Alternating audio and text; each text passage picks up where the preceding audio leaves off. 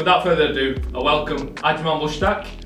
He is the CEO of Boss Pizza and Mushtaq's restaurant. So he's got a lot of insight into the corporate world, and again, he made the jump into entrepreneurship. So it'll be great to see and hear today, basically from him, of experiences and how he's had the highs and lows. So yeah, without further ado, Ajmal Mushtaq, thanks for coming in this conversation today. Welcome, delighted to be here. Brilliant.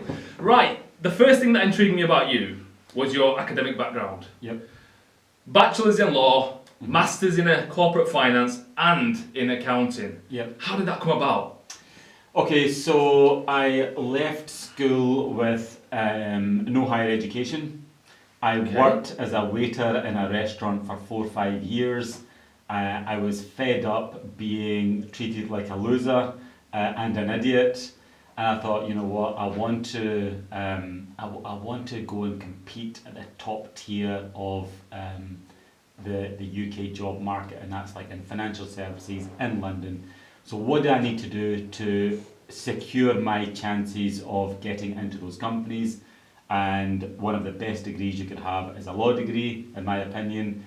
And then from there, I studied a master's in finance and then a master's in management accountancy. So I basically maximised the chances of getting into Accenture, which was the #1 company I wanted to work for. And that started me off in my journey. That's incredible. So how many years did you spend in that corporate world? So nearly 10 years. 10 years. And I'm guessing at the highest level here, right? Yeah, so this is working in the head offices of some of the major banks in the UK, operating at senior management level within a lot of the big FTSE 100 companies, delivering multi-million-pound projects. Wow. Okay. So it was a top-tier, jet-set lifestyle, first-class travel, eating the best restaurants, the best hotels, the best conference, you name it. It was just amazing. So then it begs the question, why would you move across to entrepreneurship? With all the downsides, with the headaches, the stress, why would you do that? Yeah. So I thought I was a good consultant. And it's very easy to think that in a big company when you've got 1,000 safety nets underneath you. But the real test is going out there in the world and testing yourself in the real live world with no safety nets. That's one part. The other part was I had a burning desire to prove to myself how well I could do in entrepreneurship. And that was something I always wanted to do, and the feelings just got stronger and stronger. And after I think about 7 years, I'd made up the decision in my head that I want to be my own boss. So you've obviously left the corporate world. That's one thing, but how do you decide what you want to do, when you want to start? How did that all come about? Obviously you've got the safety net of your financials, you're thinking, right, I'm safe here. To take that step, I think you've taken it a bit too lightly, because a lot of people would not leave that safety net. Yeah. Essentially, the financial stability, to make that jump into the unknown, is quite scary and daunting. A lot of people won't have the courage to do it. So what is it that's in you that made you do that? That's a great point, Naj. It took me 2 years to make the decision. I have got a top tier dream job, and I'm going to leave that to essentially run a restaurant. Yeah. That took 2 years. Should I do it? Should I not? Should I do it? Should I not? Honestly, everyone around about me was fed up because I would be asking them the same question: should I do this or should I not? Did you have children at this point? No children at this point. I was married though. Okay, yeah. Because that adds a certain other pressure. Yeah. At the end of the day, you've got to provide for your family. So again, a lot of people would just not take that risk because you're not young. You're not thinking, right, well, it doesn't matter if it doesn't work out. Here you are. You've got a wife to care for and to provide for, and you're still taking that plunge. I mean, that's admirable, in my opinion. It took a phenomenal amount of courage to make the leap. And I would say for anyone thinking of leaving a job, don't just leave a job and start a business. That's the worst thing you can do. What I did was I was passionate about food. I would have cooking parties every weekend. I was really good at cooking. I would just be cooking non-stop. And see, when I first got married, my wife wasn't allowed in the kitchen for the first year. You're the best husband in the world in that case then. I used to cook all the time, right? And she used to be on the phone to her sister saying, yeah, this married life is pretty good. I don't need to do anything in the kitchen. So I was really passionate about food. And And because I was passionate about food, it made sense that I operate in something that I was already very comfortable and very good at doing. So that's what I would say. If anyone is thinking of leaving their job, make sure you've got a passion that you've already mastered and you're already practicing before you actually leave your job. The other thing, the other side to leaving your job is do the groundwork before you leave your job. So every weekend for 2 years, my wife and I would go back into the office and work on our business plans and our marketing, our PR, people management, our sort of temp, you name it, every single thing we needed to run this business effectively from day one, we had already done the legwork for upfront. Okay. So when we arrived in Hamilton to open up the business, we just unpackaged the business plan and just unleashed it, and it was an instant success. Brilliant, great to hear. Why did you decide on pizza? Okay. I started Mushtaq's, that was Yeah. my first business. I started Mushtaq's, and within 4 years of opening, we managed to grow it to being the biggest takeaway operation in Britain. Wow. And we got amazing publicity. We got on BBC Two Best of British Takeaways, on BBC One, The One Show, Channel 4 Dispatches. We got major TV coverage, Yeah. media coverage, press coverage, like hundreds of times. It was absolutely phenomenal. And then when COVID hit, we had to close the restaurant. Yeah. So we thought, what else could we do? And that's where I decided, well, pizza's a popular market, and everyone likes a slice of pizza, so let's start a company. And we started our own brand, Boss Pizza. And it was designed only to almost like supplement the income to the point where it would cover the loss of revenue from the restaurant. Okay. But it just took off. Simple as that. Fresh dough pizza. We had to do things to the same standard as Mushtaq's, which is very high, so we just can't churn out cheap crap pizzas. They have to be very, very good quality pizzas, fresh dough, fresh ingredients. And the business just took off. And then we thought, well, wait a minute, why don't we roll this out nationally? So we've opened up another branch, and in the last 2 years, we've spent creating the operating model, the franchise model, the national logistics model. So now we're at the point we're just about to launch the franchising sales nationally. Amazing, amazing. So everyone can enjoy Boss Pizza essentially throughout the country. Yeah. Fantastic. How do you handle recruitment? Right, okay. Recruitment for me let me talk about the recruitment for the first, I think, 9 years of my business. Yeah.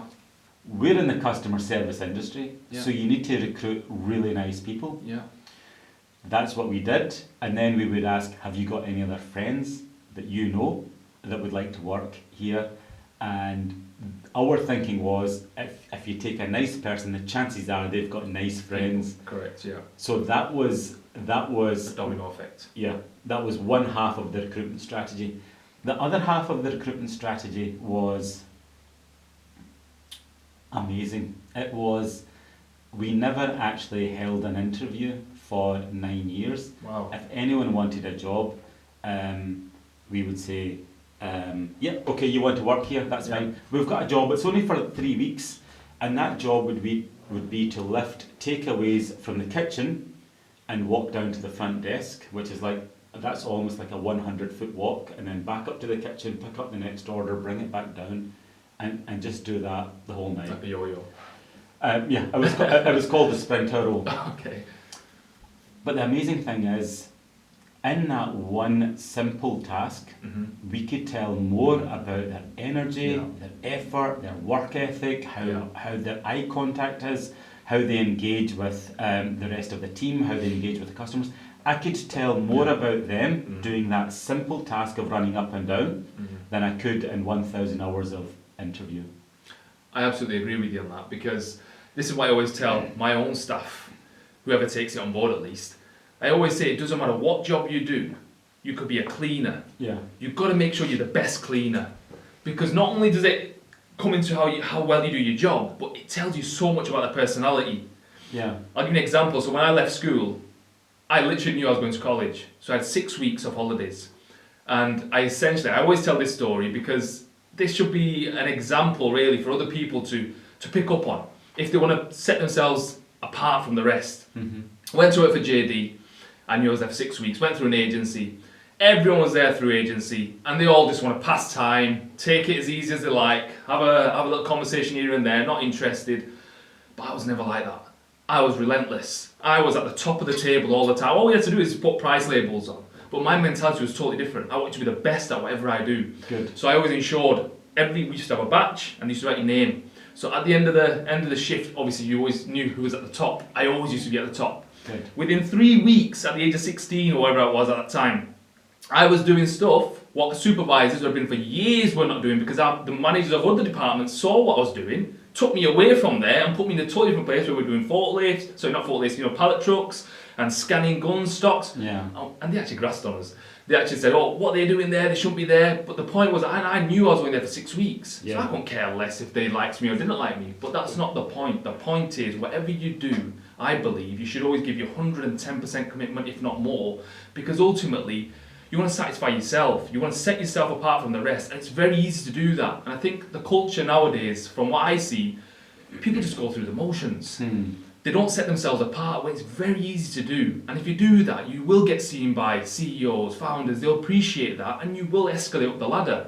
Exactly. I think people, to be honest, just neglect that, and they just, like I said, go through the motions. You're right. You know what? That's a really good point. I've got a large team, and every week I speak to my senior managers, and I ask them who are the top performers and who are the bottom performers. I get them to ladder the team.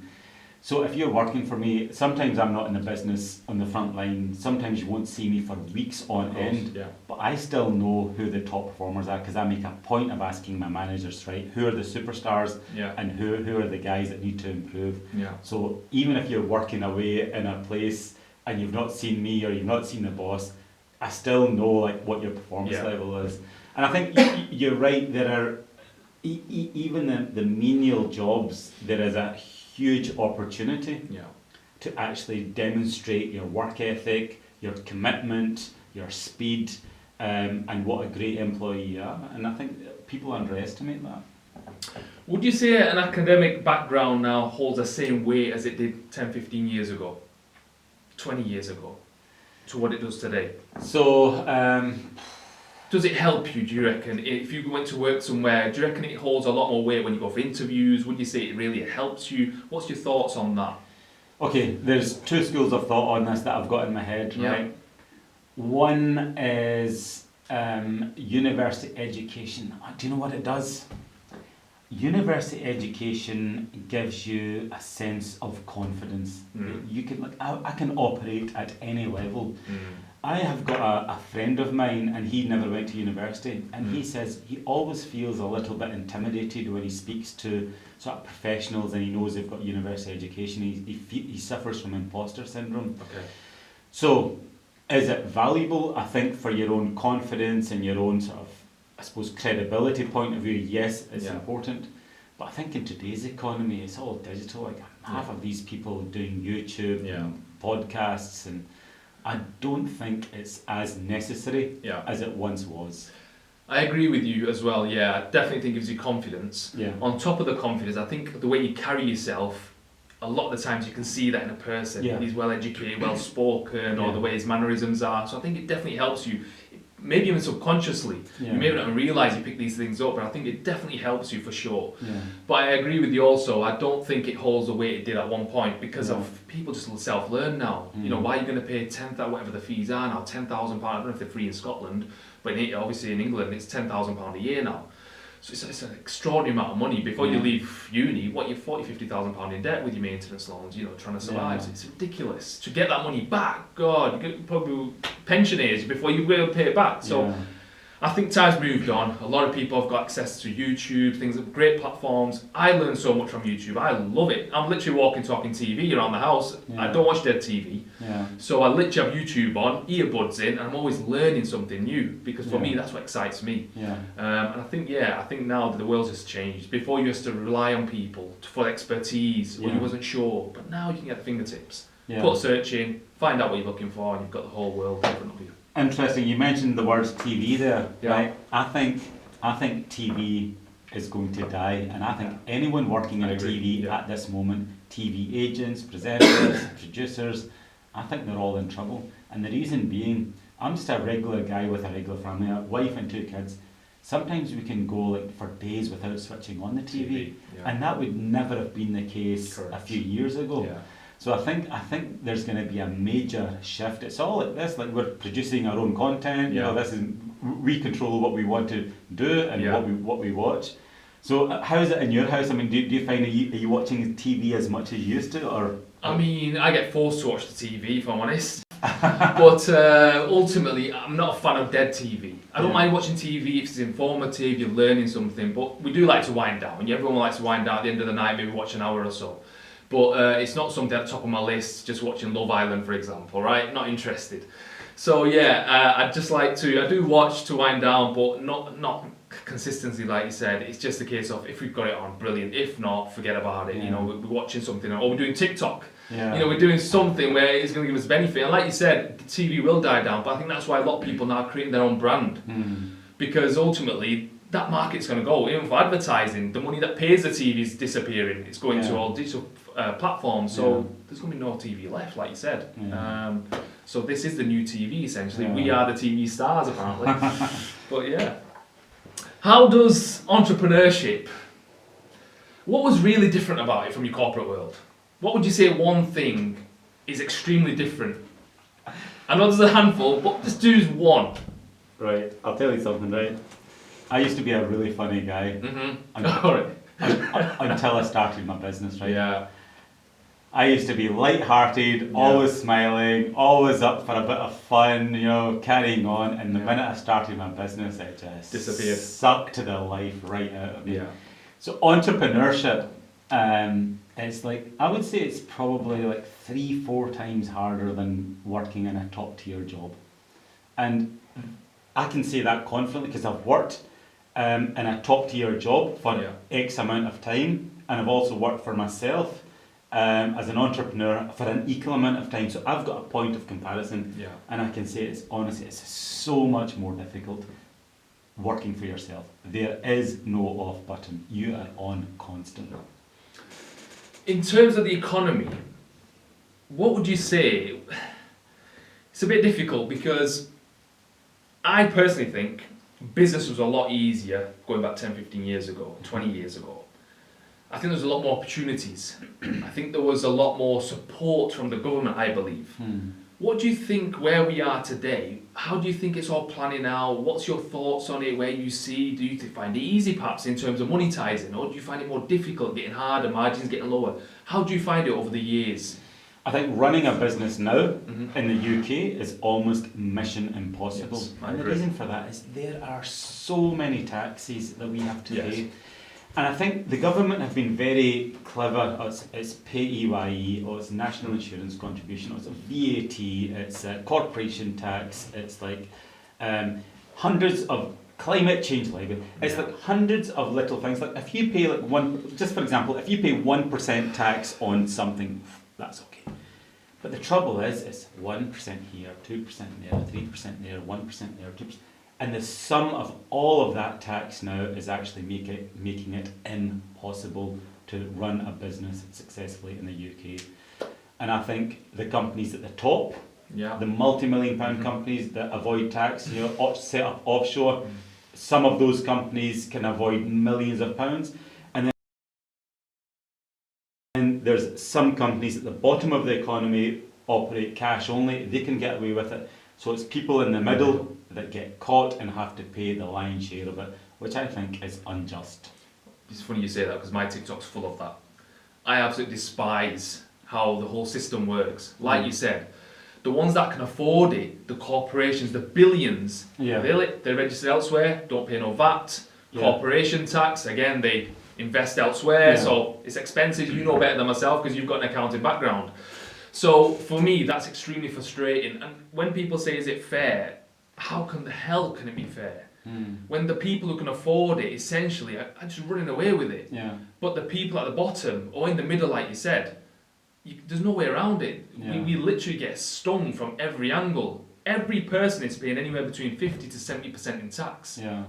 That's incredible. That's literally saying out of every pound you earn, 70% is going to the government. And I find that staggering. Literally, you got 30% for yourself, really. I think it's appalling. It's insane, and the thing is, we let the government get away with squandering billions on just nonsense. You know, what was that? What was the name of that hill that they made in London? This mound, the £14 million for a hill in a part of London, and then within a year they shut it down. You know, the public officials, the politicians, the public servants need to be held accountable to that. That's £14 million. Imagine if we did that. Imagine if we scammed someone out of £14 million, we would be in jail. But if public servants do it, it's okay, alright, yeah, we made a mistake, yeah, bad judgment. That's what I don't understand about the population, and unfortunately I can't get my head around it. So a lot of people complain about the NHS, but then they're complaining at the wrong people. They literally have no clue or no idea or no perception of actually who's to blame. They literally blame the people, let's say, who are not working. They have a right to all these services. This should be a basic human right. To the fact that you're penalising or putting your blame on, or even immigrants, refugees, not understanding, like you just said, they spend millions and billions in failed contracts, giving contracts out where they're getting charged excessive rates. None of that is accountable. And I find that staggering because, like yourself, in business, what's the first thing you do? You make sure your wastage is the lowest possible. And that's without any accountability because ultimately it's your money. And they just let off scot-free. Every 4 years they disappear into their other lucrative job. It's criminal. It's absolutely criminal in my opinion. Going back to the tax thing, I think the tax system in the UK needs to be a lot fairer. And the way it would be fair is like this. This is how I would make it fairer. I would reduce the tax in the UK down to say 25%. Flat rate, 25%. No VAT, no corporation tax. None of this hiding behind all these different taxes. Have a flat rate, but the penalties for not paying it should be staggering. And what that does is that would mean all of the companies, big and small, pay. And I think the end result would be the government would actually be able to collect more tax. But don't you think, I mean, I find it difficult to understand how politicians can take donations. That's just another word for bribery, in my opinion. I mean, to be able to get donations off corporations, what's that telling you? And we're supposed to be a democracy and a free society. They're not giving you that money because they've got nothing else to do with it. They're doing it to give influence, to make sure you do what they tell you to do, essentially. And again, people oversee that. I find it shocking. So I agree with you. I actually will go one step further. I believe the tax system should be on how much you consume. So, for example, if you want a bigger house, you will pay more portion of it. Do you know what I mean? In that sense, so whatever you consume, the tax maybe goes up. But at the minute, it's back to front. The people are making more, like you said, making more, they're getting away with paying nothing, and the ones at the bottom, they just get. But I think it's by design. Because if they do want to change it, they can, but they don't want to for whatever reason. And probably because then donations keep coming. So that's where we are. Have you ever had any partners, business partners, or anything like that? Any experience of that? No. No. Well, you're lucky. Why do you say I'm lucky? I think partnerships can be very tricky. Right. I think there are a lot of challenges that come with that. When you've got one person making all the decisions, there's pros and cons to everything. So yes, the pros are you can make your own decision, there's no one to tell you not to ultimately, but I think there's cons as well because everything rests on your shoulders alone. You have no one really to have a conversation with and discuss situations you've never been in your life. You've got no idea. And entrepreneurship, every single day there's a different type of problem. Financial, staff, just a business in general, thinking of new business. So to be again on your own, again it can be a very lonely place. You don't know which direction to take. I think obviously with partnership you have 2-3 brains you can pick from, different decisions, and you can come to a consensus. So, but at the same time, if you have disagreements, it can turn into a very nasty. Someone's not pulling their weight, or you feel like you're doing more. Again, a bit of resentment could pop in. I think to be partners, you've got to have some certain type of skills which test your limits, because it's difficult. It's difficult because ultimately you're on the same page in terms of level and hierarchy. So it's whoever gets their way essentially in most cases. So that's my thoughts on that. what would you say to that? Yeah, one of the reasons I've been successful in business, I've learnt from the mistakes of my father, who was also in business. And the one thing, I've even put a video out in this, Yeah, I've seen that video. never get family involved in business.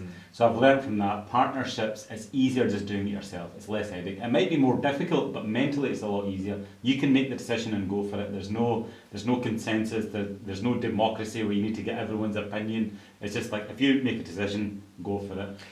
But is that easier said than done? For example, I'm assuming you were probably financially stable when you started your business. Yeah. Would I be right? Now imagine not being financially stable, you're starting a business out, you do need that support barrier, I guess, at the start, do you know what I mean? But I think what happens is, obviously over time, your personalities change, your work ethic changes, and I think that's where the problem comes in then.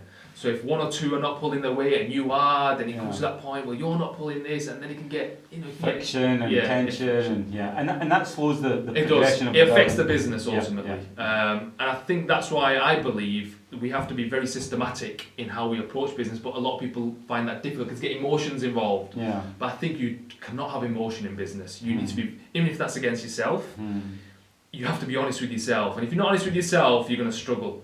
I think if you think you're slacking or you're not performing so well, you need to be open and be able to admit that yourself as well, and then step aside or let someone else progress and go further. Do you know what I mean? You can't. The same people who start can't stay at the same level, in my opinion, most times, because everyone changes. Yeah. So I think that's a big challenge in itself. Yeah. What question would you have for me? What question do I have for you? Right. If any. Right. Talk to me about being born with a silver spoon in your mouth. Oh, never had one, so I don't know. I've come from very rough estates. Had a very difficult childhood. What I mean by that is always a struggle. Never been in a situation where, you've been comfortable, you've had rosy years, worked 7 days a week. I started working at the age of 7, for example. Literally, we used to have stores, normal, convenience stores. So it started very early on, understood how essentially money works and all the rest. I think now, to be honest with you, people come to 16, 17 and they still haven't got a clue about how money works. And of course, the school system doesn't tell you that either. They tell you everything else except how tax works, how money works, just throw you out into the world. So for me, there was no silver spoon. It was everything I did, I had to earn it. And to be honest with you, I guess that's what makes you. So I'm happy that was the case. Because the resilience you get, the determination you get, and to be honest, I think you have this problem as well, is when you need something done, your mind is very methodical and this needs to be done in a certain way. You need systems in place. I think to be a successful entrepreneur, you definitely need that mindset. You have to be very focused, very system orientated. And if you, again, coming back to partners, if you don't have partners on the same wavelength, that can cause a lot of issues because they're holding you back. The business is getting held back and ultimately you become frustrated. So again, going back to silver spoon, I think having money can also ruin you because if you have money, you don't understand the value of money. If you're getting given by your mother, father, X amount of money, very few actually go on to real success, their own success, because they don't understand, they don't value that money. If it disappears, mummy or daddy will give you some more money. So I think that is, and I think that's why a lot of entrepreneurs are immigrants, because they've gone through the hardships of coming into an unknown place with not knowing anyone, not knowing the system, not knowing the language, and then just having to fight through. And I think that's what entrepreneurship is, if you want to summarise it in a nutshell, it's hardship. Because, and when you come out the other side of hardship, even then it's not guaranteed for success. But if you put the hard work in, you've got that little chance of getting that success. It's good. So what about in your case? Me being born with a silver spoon in my mouth? Right. Okay, so I was working in my dad's restaurant, and some of the staff used to say, "Oh, it's alright for you being born with a silver spoon in your mouth." So was your dad fairly successful? Yeah, he was okay. My dad, he had a restaurant. Him and his 4 partners had like 4 businesses. They had a couple of shops and a couple of restaurants. And I remember the staff used to say, "Oh, it's alright for you being born with a silver spoon in your mouth." They used to sort of have goes, chat to one another. It's alright. Nothing could be further from the truth. As a son of an immigrant, we didn't have the birthday parties. We never went on holiday. I think I went to Pakistan once. We all did, right? Once in like 15 years, or the first 12 years. That's the only country we knew existed in the world, right? At that point, And even then it wasn't a holiday, so my parents had to go back and see their family. Yeah. So there are no parties, no holidays, no fancy gear, no Adidas or Nike tops or whatever the jeans of the day were. Yeah. No computers, no games, and honestly, it was pretty tough. You had to make your own entertainment. You had a ball or badminton or something. It was pretty basic. Yeah. And I do remember people saying, "Oh, it's all right for you being born with a silver spoon." And you're like, nothing could be further from the truth. And now, like as an entrepreneur, whatever money my dad made, he didn't. All entrepreneurs are the same. You make money. You don't go and spend it on a lavish lifestyle and flash the cat. Okay, some people do. Yeah. But generally, when you're starting a business, you make the money, and all of that money goes back into the business, and it leaves nothing. Yeah. And that's the environment I was brought up in. My dad was a businessman, a first generation. My dad was an immigrant. Yeah. And if you're coming from abroad, your mentality is you're here to make money. You're not here to bloody waste money on nonsense clothes or designer clothes or anything. So there was this relentless pursuit of saving money and sending it back home and building a better life for yourself. Yeah, I agree. Yeah, absolutely. What would you give any advice for your younger self? Sorry, let me just go back actually from that. Did you mention when you left school or college, you didn't go to higher education for 4 or 5 years? Yeah. And then you went to uni? Yeah. Wow. So I left, and this is the thing. You didn't think you were too old at that point? Because a lot of people get to 20, what was you, 23, 24 then? 21. 21. I went to. So I left school with no higher education. And the worst... How were your grades in school? Fairly decent? They were okay. Okay. And the reason for that is it wasn't because of my intelligence or ability. It was all to do with motivation. So for example, I remember O grade geography, nimbus, cumulus, clouds, all that stuff. I was rubbish at it. Yeah. So it was all to do with motivation. I just didn't have the motivation because I was feeling a little bit lost. How can a 16-year-old decide what they want to do for the rest of their life? Yet society puts odds. What do you want to do? What do you want to do at university? Yeah. How's a 16-year-old kid in Hamilton supposed to know? Yeah. So I just felt so much pressure. My brother was he was studying medicine. My sister was studying medicine. I just felt all this pressure, and I just didn't like it. I just didn't like being forced into doing something I didn't want to do. So I left, and then when I went back to study, and so then I worked in the restaurants I worked in my dad's and uncle's restaurant for like 4 years. You just get treated like a loser, you know. Did your parents think you were kind of a failure, or did they support you in that then? Because you just mentioned your siblings now, and you mentioned they did medicine. Yeah. Wow. That's even more pressure. Oh, they properly think. No, they don't say it because you but would never say it. But they say, it would have been good if you studied. It would have been good if you went to university. I think they could see the difference between me and the people around about me. They're all going studying law. They're studying medicine. They're studying dentistry, and I'm working in a restaurant. So from that, I think they felt quite. But did it not bother you? It started to bother me because I knew inside I was much more than that. Yeah. And then I was watching this TV program. And they were profiling these like city bankers in London, and they were all earning £50,000 a year. I thought, bloody, I'm missing all this. That's mega money. Yeah. That's 30 years ago. Yeah, wow. And I thought, you know what? I bet I am just as smart, if not smarter than all of those guys. And I thought, the only difference is you're there and I'm here. Yeah. What do I need to do to get over there? So I thought, right, I need to go to college, get my grades, get to uni, and then get a top tier job. And that's exactly what I did. That one little snippet in TV completely transformed my life. And talking about geography, when I went back to study a higher geography at college, the teacher was amazing. But I remember for like one of the prelim exams, I got 100%. Wow. And the same subject in school, I couldn't be bothered with it.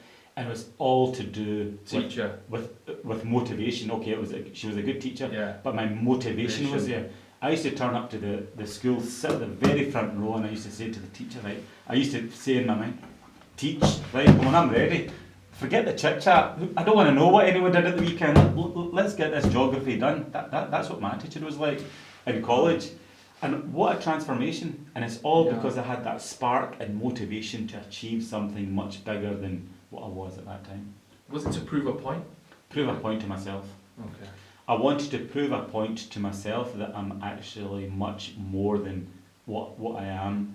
And I had it inside me, and I think a lot of people have got that. They've got that something inside, but it's quite difficult to get out there and express it or have the opportunity to express it in a way that benefits them. So what would you say was your biggest achievement in that case? So my biggest achievement, I think, I worked for Accenture. That is something else. I mean, back then to get a How job, did you get into there? well, from straight from university. So Accenture was my dream job, right? Yeah. So you set your mind onto that. I want Accenture. The only reason I wanted to work for Accenture is simple. The only reason I wanted to work for Accenture, I looked at the Sunday Times 100 list, and I thought, who is the number one company? At that point, it was Accenture, was the number one employer for the last 5 years. And I thought, if we're football players, you want to play at the top of the Premier League, that's where I want to operate. Oh, okay. Their starting salary back then, 20 odd years ago, was 38,500. Phenomenal, so much more than anyone else. So I thought, that's where I want to operate, at the top company. So getting into Accenture was just amazing. And I went to I think I went to about 7 or 8 interviews just to practice. So my first interview with Vodafone, that was pretty rubbish. My second one with Barclays was better. My third one with Ernst & Young was better, and gradually got better and better and better. And I wanted the job with Accenture, so I set that interview up for the very end. So by that time, I'd already been through the interview mechanics and thinking and chat a number of times. I was slick by the time I got the Accenture interview, so I think I must have performed all right to get the job. That's remarkable. Yeah. And then my other biggest achievement was to take a little takeaway a little restaurant in Hamilton, start a takeaway business and turn it into the biggest takeaway in Britain, and I built the biggest takeaway kitchen as well, which is just another side of the car park there. When you were growing up, did you have any role models? Anyone you looked up to, even an entrepreneur perhaps, or maybe someone else outside of that field that you kind of thought, oh, they're interesting, or I want to follow them, or you're really interested by them? Anyone in particular that we know of? Personality? Not really, but remember back then, that was like, I'm 47 now, back then you watched Blue Peter. 4 channels, right? 4 channels. Yeah, that's it. Yeah, and Panorama, but yes. so now you try and watch. Yeah. now you've got access to a whole personalities now. Right, okay, you can watch Elon Musk. Yeah. Let's watch. I don't know. Let's watch Steve Jobs' inspirational creation of the iPhone. Now the youngsters have got so much more that they can look at. But back then, I don't think I had many role models. There were none. And even the media channels, all the TV, there wasn't much on TV. What about yourself? Well, to be honest with you, I've got a very short attention span. Right. So the only thing that's ever interested me is entrepreneurs. I don't know what it is. I think it's just a rag to riches story. I love it. Mm-hmm. So obviously Dragon's Den came on. Brilliant. Yeah. Absolutely. I was hooked on that. So I read everyone's book. I knew their life stories inside out. James Caan, Pierre Jones, Theo Petita. That's the only thing I read. If you go in my house, that's the only books I've got. No Roald Dahl business. That's it. But the best book I ever read, and I really admired him at that point, was Lord Alan Sugar. Oh, yeah. The reason I really liked him was a lot of things he said.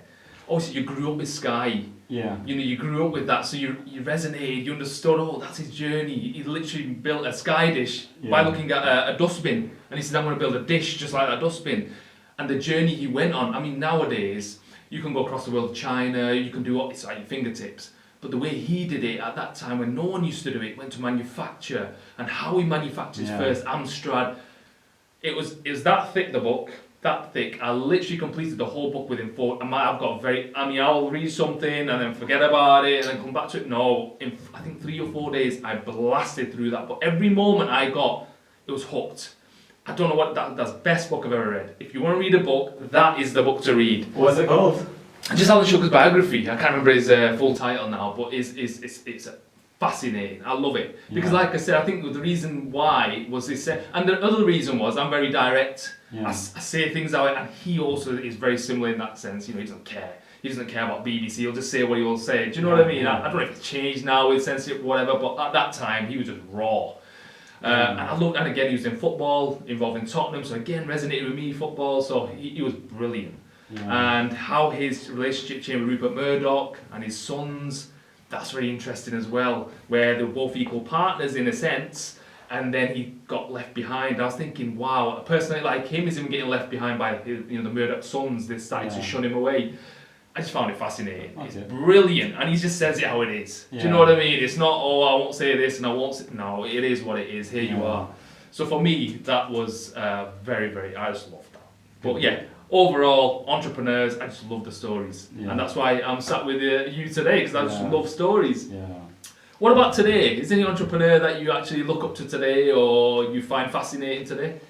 I think the obvious one is Elon Musk. I knew you were going to say him. I like the fact that he's a little bit different. He's not conventional. Yeah, agree. And he's got the ability to really push the thinking. Obviously, he's trying to get to Mars or electric cars. Or, just really trying to push. It's okay having an idea, but putting it into practice, executing that idea is incredibly difficult, especially in the early years. Like I would have imagined he's gone through a lot of difficulty and a lot of people saying no. Actually, I mean, can you imagine him saying to or the Mercedes executives or BMW guys saying we've been manufacturing cars for not hundreds of years, but a long time. Dozens of years, and what do you know about it? So exactly. And I resonate a lot of that, with the things that I wanted to achieve in my life. You just get so much negativity, but I think what he's doing is great. He's probably my favourite. Another one was obviously Steve Jobs. He's passed away now. Yeah. I think the way he's just changed the way that we live is just phenomenal. Yeah. How about yourself? Elon Musk for sure. Yeah. If you look at his interviews, the passion he has, the work ethic he has, I don't think anyone, Jeff Bezos, I think he leaves them all behind when it comes to just raw.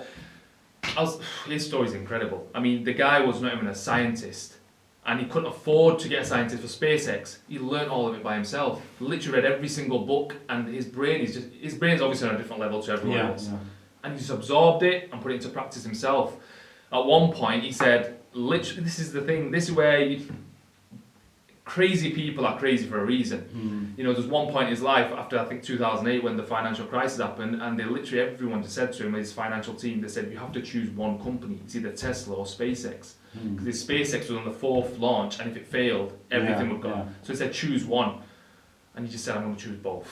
We're going to go with both, and if it means it fails, they both disappear. Yeah. And thankfully for him, it was a successful launch. But again, that conviction, how many people would actually do that and say, you know what, calculate risk, I'll let go of one, carry on with the other. Yeah. Again, he started PayPal, and with all that money, all the capital he made, he could have gone into the sunset on the beach and enjoyed life. But no, he put all of that money back into a new business, like you said, no experience in that sector, but just went for it, and look where he is today. Yeah. I think it's remarkable. I think he's just miles apart from the rest. And like you said, he's unconventional, he speaks his mind. He doesn't suck up to the government, which is always good to see. He says what he believes, and I think people like that are very rare, especially in today's society, who everyone wants to be loved by, the corporations. I don't think he cares really. He just says what he wants to say, and he does what he wants to do. Yeah. So he's remarkable. The other entrepreneur I really admire is Jeff Bezos, and the reason for that is he has directly benefited my life. Massively. Okay. Just look at this studio, for example. Everything in here was bought from Amazon. Yeah. Imagine going back, 10 years ago. I need to get a microphone. Where do we get a microphone? Where on earth do you buy a microphone from? I need to buy a tripod stand. I need to go into Glasgow. Or where do you buy these? Sound absorbers into one place. So, and it's just the fact that it's next day delivery. Yeah. And in my business, it's all about systems, processes, consistency, speed, efficiency. Yeah. That's what the customer wants. So I do that in my business, but he does it on a different level, on a mind-boggling whole different. He does it on a whole different level, and I really admire that. Yeah, I guess I'd have to. But he gets a lot of stick though. He's a billionaire, and I don't know what it is when people do well. They start to get stick. It's almost as if you're not supposed to do well. You're supposed to try and do well. Yeah. But then when you do well, yeah, we don't really like it A very lot of much. haters. I guess. Yeah. Do you know I bought a Bentley, right? This is about 6 years ago. I bought a Bentley, right? Yeah. And for the first 3 months, I parked it around the back of my house. I had a drive at the back of my house where no one could see. For the first 3 months, I parked it around the back of my house, and it's almost like I was scared to take it out. Because the Mercedes BM is quite attainable. There's quite a few of them, but a Bentley Mulsanne is like slightly different level. Yeah. And honestly, I don't know what it is about the UK. We just don't seem to embrace success. Yeah. Why is that? Good question. Why is that? I'm not sure. Yeah. Whereas I think... Is it because there's too much of a gap between the people? I don't know. Maybe it is, or maybe it's just... So resentment, jealousy comes into it, whether we want to believe it or not. That's what comes into it, because you think, why am I not there? I can never get there. Is there just too much of a gap? Do you know what I mean? Yeah, but the playing field, we all start off... We all start the same place. Yeah. That's true as well. Yeah. So yeah, that's quite. I thought that's quite an interesting thing. But I think now entrepreneurship is becoming a bit more sexy. Yeah. And I think. Well, that's a sexy name, isn't it? Now entrepreneurship. Yeah. Before it was just you own a business, end of story. I'm an entrepreneur. But now I'm an entrepreneur. Do you know what I mean? So that's definitely. As if people aspire to being an entrepreneur, they don't know what they're letting themselves in for. What are your future plans? What is it you want to now? You've obviously succeeded and had a lot of success. What is it you really want to see now, next 5 to 10 years of your life? Right, so in the next 5 to 10 years, I want to grow Boss Pizza to being a national brand. And the reason for that is simple. It's not about the money, it's about the challenge. Can we take this brand and make it national? And there's a certain business challenge in that, and that's what I like. I want to operate in a place where you're outside your comfort zone. It's a real challenge and it's a bit of a struggle, and that's a place where I thrive. Are you not scared of your competition? Domino's, Papa John's, things like that. Does that not bother you? Does it not hinder you? Do you not think, how can I take them on? Can you compete with them? What's your mentality? Well, you break down the problem. You break down the competition. If we're taking on Domino's nationally, we're not going to take on this massive corporation. Yeah. What we do is we do what we've done here in Hamilton. We open up a shop and there's a Domino's here. We compete toe to toe with them. Then we open up another shop. We'll compete toe to toe with them. Our pizzas are 40% bigger. Our price is 50% cheaper. That's and our target market is the Domino's market. Once you've had a Boss Pizza, why would you go and spend so much money in Domino's? Yeah. That's how we're winning the battle here. We're winning the battle in the hearts and minds of the consumer.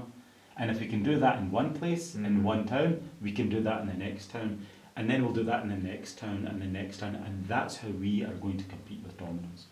Why the franchise model? Why not do it yourself? Franchise model is a lot simpler and requires less capital, whereas if you do it yourself, I mean, to roll out hundreds of branches, you need millions and millions of pounds. So the franchise model is probably the quickest way to expand, and the nature of our business lends itself very well to the franchise model. Would you like to buy one? We'll have to look at the figures. How much does it cost actually as a franchise to start on the journey? Oh, so the franchise fee is only £13,500. Okay. And here's the thing, the royalty is fixed at £500 a month, which is very, very cheap. And it's not like the 8% of revenue. So if you're doing 20,000 or 15,000 or 30,000, whatever you're doing, you're paying a fixed fee of £125 a week. So do you set it up and all the rest of it? Is that how you do it? Machines and everything? Yeah, everything's set up. Okay. You know, and the cost of kitting out a shop is anywhere between like 80 and about 120,000-30,000. It just depends on the condition of the shop and the size of the shop. Yeah. So for that much money, you could have a really successful business, and the net operating profit is 19%, which is very, very good. Yeah, so for a husband and wife team, that is a great option. They could earn good profit, and they could earn, you know, a sizable chunk of the wage bill as well. So that's what we want to do, roll it out nationally. What are your thoughts on crypto? Crypto. We obviously discussed this off camera a little bit. So, what are your thoughts, especially going from the banking industry? There's a lot of hoo-ha on crypto. Where do you see it going? Do you actually even believe in it? A lot of people don't believe in it. Say it's just a fact. So, what do you think? I put out a video, I think it was about 3 months ago, saying that the best thing you can do with your money is put it in the bank. And all the crypto guys are, that's the worst thing you could do. I would put it in Bitcoin and XRP and this. They've lost it all. And I am not a fan of crypto. Okay. What is crypto backed by? It's backed by confidence. Yeah. And if the confidence isn't there, you don't have anything. And I'm blessed. I am absolutely blessed when it comes to crypto and NFTs. You're a bit young. How old are you, 30? I think then, 36. 36, right. Okay, so back in the year 2000, 1998 to 1999, it was what was happening just recently with crypto. It was a stock market. Everyone's an investor. Everyone's a day trader. The dot-com boom. Doctors leaving their job. Lawyers leaving their jobs. They're becoming day traders. It's all sexy. We're becoming day traders. We're making loads of money. And then the crash of 2000, boom, everyone lost their money. I lost, I think, about £130,000 at that time. In them days, wow. Yeah. And from that moment onwards, I thought, I am going to control every single penny that I ever earn, and I am never going to lose money again. And had I not gone through that, I probably would have invested in crypto and NFTs. So I've learnt my lesson. It was the same buzz and hype back then as it is now with crypto and NFTs, and now a lot of people have lost their money. But do you not believe in it at all? Because I really believe in the blockchain technology, because I think the payment system is far too slow, especially from international payments, etc. Yeah. So I do think that technology is going to stay. Now, in what form, I don't know. Yeah. The blockchain technology is great and it will stay, and there will be a big use for it. Yeah. But I think the cryptocurrencies, the NFTs, I think it's just... I don't have the confidence in it, so I will never be investing in it. And I might lose out, and I might lose out on a massive opportunity. That's okay, I'm comfortable with that. And the worst thing, and I feel a real shame for the youngsters, on Instagram, it's sites like, or pages like NFT Pays, and you've got these beautiful houses and yachts and Lamborghinis, almost giving the impression that if you invest in an NFT, that's going to be your lifestyle. If that was in the real world here, that's actually like misleading, and that's like a criminal offence. You could actually end up in jail for misleading the public like that. But on the social media pages, you've seen so many pages like that where they're just putting out this information that's totally misleading. Yeah, I agree. I think it actually irritates me when I see videos like that where they're literally angling it so they can see the Porsche behind them. You know what I mean? I think it's like you said, it attacks the vulnerabilities of people where they just want to make quick money and end up losing all of them. But at the same time, a lot of people are making money in crypto as well, you know, so they are making money, that's a fact. I don't know a single person. Do you know any one person that's actually made money in crypto? I do actually, yeah. How much did he make? They made quite a bit. How much? A few $100,000. Okay. But again, it's like, because they buy low, sell high, so it is a full-time job, but not everyone can do it. I think that's where the problem comes. They make it sound like everyone can do it. It's not the case. You have to dedicate a lot of time. You have to have a lot of knowledge, I believe, as well in that. But over time, will it do something? I don't know. Let's see. But we'll see where that goes, really. Obviously, you're not a fan, so... I'm not a fan. And I think the next... Do you want to know what I think the next big thing is? Gold. What?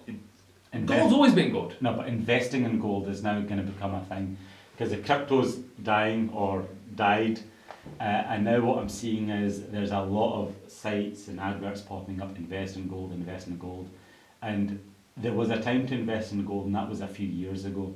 But see, when everyone starts investing in something, that's the wrong time. The wrong time, and I remember back in the dot-com boom, there was this sort of financial expert, he was saying, when the high street follows Wall Street, that's when it's time to get out. When everyone starts doing something, that's probably the time to get out.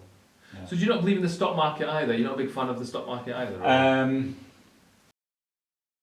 No, I'm not. No. I'm not. So you're fully invested in your own businesses, Yeah, essentially? I can control my own money, and I could invest in something and make it turn it into like a sizable amount of return. But the economic environment, obviously a lot's happened. COVID's happened, even now obviously people are feeling the pinch in terms of just, the costs going through the roof, living prices. Are you not scared, or are you not worried about that? Is it going to affect your business, do you reckon, or not? Or are you going to prosper? Because like you said, cheaper. Everyone's got to eat, so it's going to be cheaper compared to the competition. So what would you say to that? I think if you're a skilled operator, it's actually easier to run a business in a recession. Okay. And the reason for that is back in 2009, this exact thing happened. I started Mushtaq's.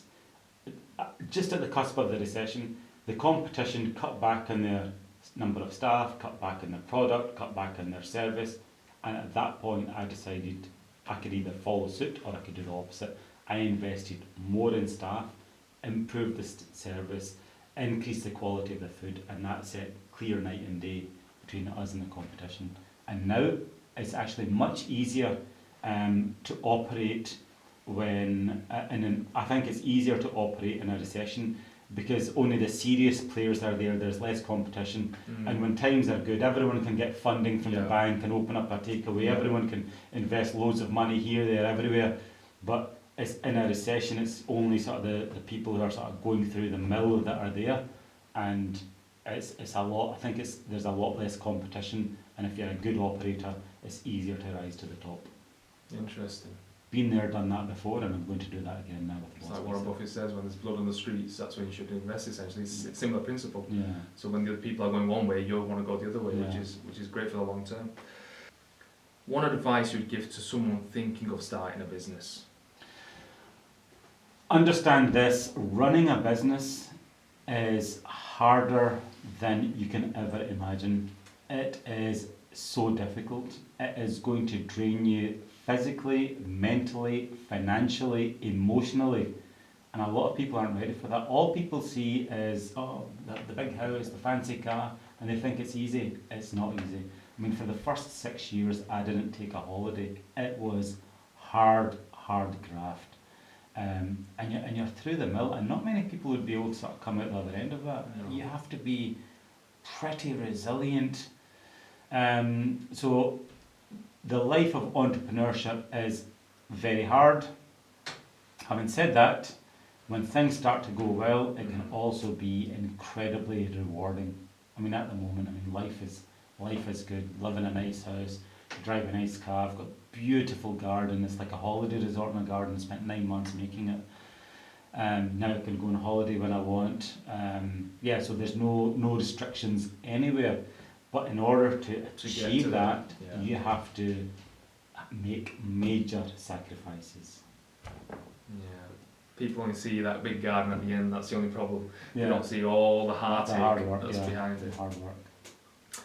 Thank you, Ajmal, for this brilliant conversation we've had. A lot of intriguing points on business and life in general. So I wish you all the best in, obviously, your franchise and going forward, and hopefully we'll meet again. Yep, right. Pleasure. Thank you so much.